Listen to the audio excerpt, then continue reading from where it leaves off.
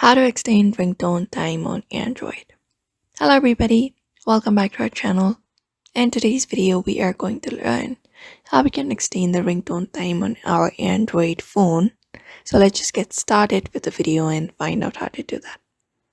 So all you need to do is head over to your phone log section where you can do the dial pad section. After that, from this number section you need to go ahead and type in *#61#. After that, you just need to go ahead and hit this call option.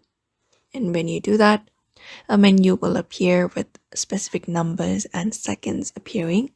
It's not on mine, but if you already have forwarded everything, you'll be finding it right here. So all you need to do is go ahead and locate that number. After that, you can go ahead and tap in **61* again, and then your phone number. So you can just go ahead and type in the phone number, how many digits it is.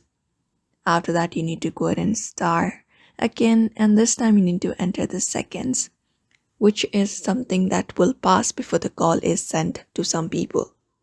So you can just go ahead and enter the seconds, for example 30 seconds. After that, hash, and once that is done, just hit that call and it should extend the ringtone time for that particular call. So that is it. This is the method you can apply up in order to do it. So I hope this video was helpful to you, and thank you for watching this video.